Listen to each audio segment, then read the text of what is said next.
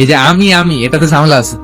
আল্লাহ তাআলা মুসা আলাইহিস সালামকে বললেন, মুসা তুমি যে বলছো তুমি জ্ঞানী না, তুমি জ্ঞানী না, তোমার চেয়ে বড় জ্ঞানী আছে। ঈসা আলাইহিস সালাম বলে, তাই নাকি? আমার চেয়ে বড় জ্ঞানী কে? দুই নদীর মিলনস্থলে যাও, ওখানে আমার এক বান্দা আছে তোমার চেয়েও জ্ঞানী। উনি গেলেন, যে দেখে সুরঙ্গ, ঢুকে দেখে চাদর গায়ে দিয়ে এক লোক শুয়ে আছে। সালাম দিলেন, আসসালামু আলাইকুম। ওই লোক চাদর আর সরায় না, ভিতর থেকে বলতেছে, ওয়ালাইকুম আসসালাম, তুমি কে? আমি মুসা। বনি ইসরায়েলের মুসা? হ্যাঁ। কেন এসেছো? এবার চাদর খুললেন, বলতেছে আপনার কাছ থেকে কিছু শিখতে আসছি। আল্লাহ বলছে, আপনি নাকি সবচেয়ে বড় জ্ঞানী, তুমি আমার জ্ঞান নিতে পারবা না, ওই ধৈর্য শক্তি তোমার নাই।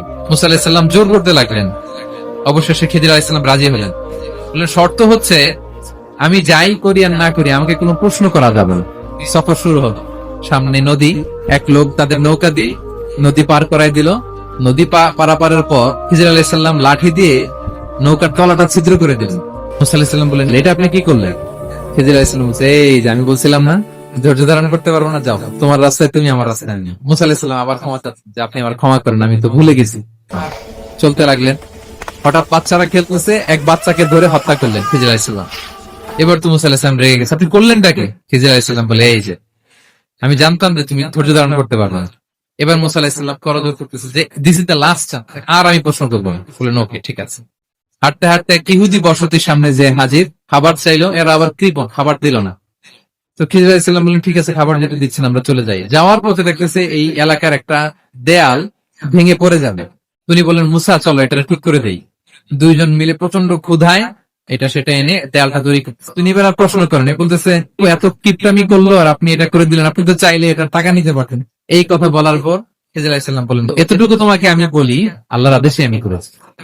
এই এলাকায় একজন জালিম বাদশাহ আছে, সে নৌকা পেলেই গরিব মাঝিদের নৌকা সিজ করে নিয়ে যায়। এই রাজার লোকেরা এসে দেখবে যে তলা ছিদ্র, পানি ঢুকতেছে, এটা নিবে না।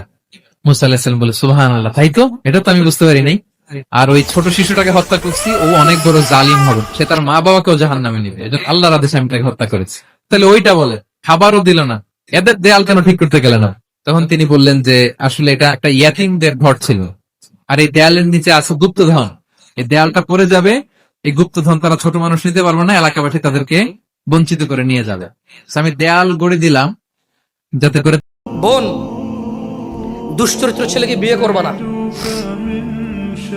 কোন মেয়ে যে প্রেম করে প্রেমিককে বিয়ে করে, সে দুশ্চরিত্র পুরুষকে বিয়ে করে।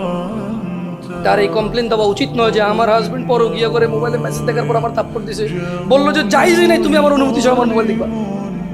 ফটো দেখছেন জামাই, মানে মহিলা দেখছে যে জামাই আরেক বেটির সাথে পরকীয়া করে।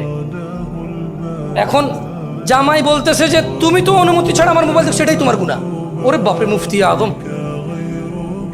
সো আল্লাহ আমাদেরকে বুঝে